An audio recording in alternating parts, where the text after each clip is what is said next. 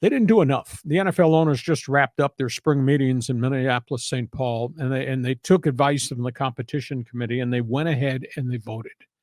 The first was this controversial fair catch rule they wanted to impose on kickoffs.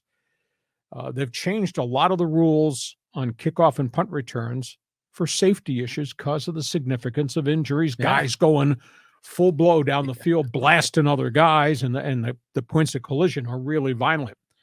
They've obviously changed a whole bunch of those rules on what you can do going down the field with the gunners, what you can do with the wedge, which has been outlawed now on blocking assignments. That being said, it hasn't solved it. 49 concussions, John, in the last 3 years on special teams kicks. So a proposal was made. Let's change the kickoff rule. You can kick the football off regardless of where it's fielded. You can call for a fair catch. If you call for the fair catch at the 20, at the 10, or in the end zone, ball comes out to the 25.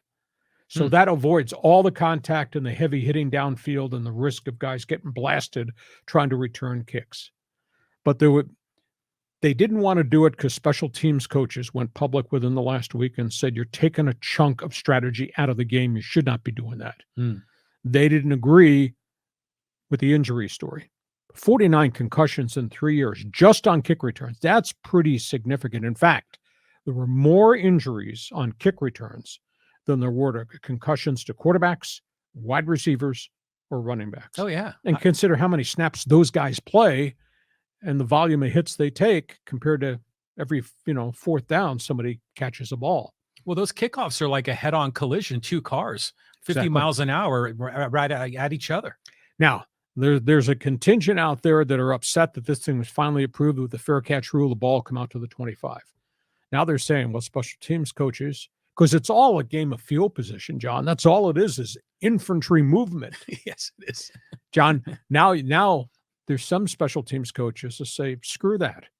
We're going to sky kick it, or we're going to kick it line drive, or squib kick it along the ground and make you field it. And then we're going to tackle you. And if we get the chance to do that and pin your ass back at the 11-yard line, then we were right. So it's going to be interesting to see what the special teams coaches do from a strategy standpoint. But you're correct. These head-on collisions were atrocious in the National Football League. So that's rule one. The second one was, I guess they call it the 49er rule. San Francisco lost all their quarterbacks. Oh, yeah. And they were going to call you to ask you could come in and play. Yeah. Well, they've decided that every club will now be allowed to have 3 quarterbacks on active roster game day. On game day. 2 will play. The third guy, who's normally the developmental squad quarterback, will be available to play if the other 2 guys go out. And if the third guy comes in, the other 2 can't come back in. Okay. If you bench him or if guys get hurt, third guy can play. The key is it doesn't count against the Sunday game day roster because coaches, they freak out. I got 53 players. I'll take somebody off my 53 to put a third quarterback on that might not ever play. The league said that guy will be standing there. His name will be with an asterisk. You can still suit your 53 to go play. So I really think that's a real positive move. A lot of mixed bag reaction to the Thursday night flex schedule. A lot of negotiating back and forth. The NFL is trying to protect the Amazon investment for Thursday night football because they had ratty ratings last year because they had a bunch of bad games. Now the league has convinced everybody we have the opportunity to flex a game at a Sunday involving hot teams and flip it into the Thursday night scenario. There are a lot of complexities because now you got to change all the hotels and the bookings in advance, but they're going to do it 2 weeks out. So 2 weeks from now, that looks like a bad Thursday night game. Let's put this one here and trade them. So that's going to happen. The big picture, NFL TV contracts will be coming up. They're doing this to fix Thursday night's matchups to make sure that when they open negotiations with the networks, the Thursday night package has some glitter to it, like Monday Night Football does, like Sunday night surely has.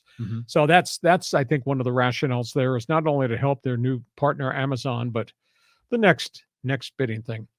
Roger Goodell's contract extension goes through 2027. Yeah, a lot of controversy around the league's business, aspects with gambling, aspects with ownership controversies vis-a-vis Daniel Snyder, amongst others, problems with the union, etc. They gave him a contract extension. Why? Because the NFL business is now worth over $16 billion a year. When he came in, I think the network value, the league value, through all their contract sponsorships, was about $8 billion. It's now $16 billion. That's why he got the contract. But there's an interesting sidebar story. Jim Irsay, who's on the financial committee of the NFL, negotiated Goodell's latest extension, has indicated the next contract that comes up for a commissioner may be split. Follow me on this. I think Roger Goodell will retire after this 7-year extension, or not 7, this 4-year extension. I think he'll retire in 2027. They are talking that when it comes time to hire the next commissioner, they will hire a commissioner of NFL football-related activity. Football.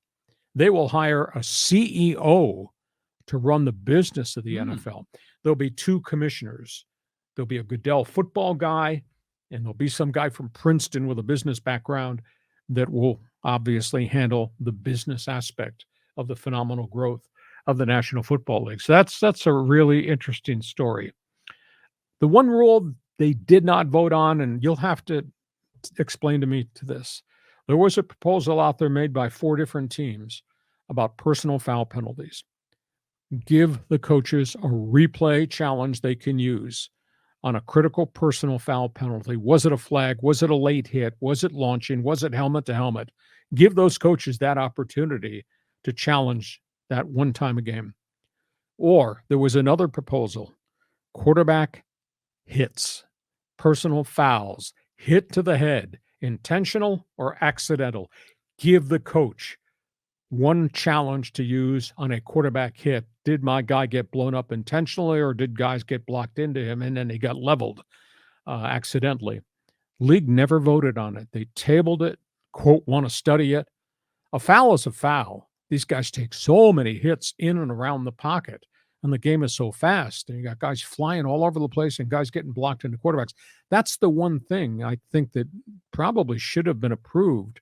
And we're only talking one opportunity, one additional challenge that has to be used specifically for personal foul or personal foul hit on a quarterback. So I would have approved it. The league shoved it off to the side. So a lot of topics there. Go ahead. Give me your opinion from left field. From left field, or maybe from the end zone. The Goodell contract is interesting. I like that idea. A business guy and a football operations guy. That makes a lot of sense, actually, especially as the NFL is a $16 billion enterprise. But the thing that struck me is, you remember in the NFL draft when Goodell walks up there with his first pick, he always gets just a cavalcade of boos. Yeah, but it happens everywhere. They boo the baseball commissioner, the NBA commissioner, the president of the National Hockey League. I'm sorry, that goes with the job description. But the owners have got to love him. I mean, because he's putting money in their pockets. So it's just an interesting thing. I mean, you go back and look at all the other previous commissioners. I mean, there were some pretty good guys in that seat. Tagliabue did a really good job. You don't think so? Do you want to get into a debate right now in a fist fight over the concussion lawsuit, or was that another topic for another day? All right. Well, I mean, there's been an interesting history of but no, you are correct. Tagliabue did a lot of creative things. Prior to that, it was Roselle, who was a visionary from a marketing standpoint. And obviously, way back in the day, they created the genre of Monday Night Football. And the TV contracts became so critically important to the National Football League. So, I mean, they have built this thing from a money-making standpoint. I mean, it's the greatest business in the globe, Major League Baseball. It's equivalent here to what soccer is in Europe. You go to the English Premier League and the amount of money they generate and what the World Cup generates through FIFA, corrupt as they are, it's phenomenal. So the NFL formula has worked and worked and worked at the cost of the health of the players, I might add. Well, isn't it interesting, the stack ranking of the sports? Because usually the big 3 sports in America, when I was a kid, it was baseball 1, football 2, baseball 1 by a long shot, football a distant second, and then basketball. And that's when basketball had their championships on tape delay. And now the whole thing's been flipped around. I mean, NFL's clearly won. Baseball and basketball seem to jockey back and forth. But they've risen in terms of the growth. Oh, yeah, all three of them have risen. Yeah. Add the fourth one. National Hockey League under Gary Bettman is now equal to what the NBA is in terms of total revenue. That's incredible. Different marketplaces. Mhm. It's no longer Canada's game. Don Cherry from Hockey Night in Canada had apoplexy when 2 American teams were in the finals of the Stanley Cup. He couldn't believe it. But the NHL has become a global game with all the players coming from Europe. And now we're seeing that happen in pro basketball with the advent of the great players that have come from abroad, whether it's the Pacific Rim or Europe and, Lithuania and all those places. Each of the professional sports has really gone up in terms of gross revenues, but they're all here. Baseball has really recovered. And the NFL is up here. Personal fouls on quarterbacks. Shouldn't they do this? Yeah, absolutely. I mean, I think I like replay in all the sports because I just want them to get it right. And, does it interrupt the rhythm and flow of the game? It does a little bit, but with football, you're going to the fridge to get a beer in between, plays anyways, or going to the restroom. So it seems like that would fit more in football than it would in basketball or baseball. So I say, give them a replay, get it right. Only one challenge here. We're only asking one additional challenge. I don't think the replay on every personal foul, you can't have that. Yeah. But if it's up to the coach, am I going to spend this challenge now because my quarterback, we think, took a shot to the head? You can only do it one time in a game. Why they wouldn't do it to make it a better game, make it a safer game is a little bit beyond me. All right, before we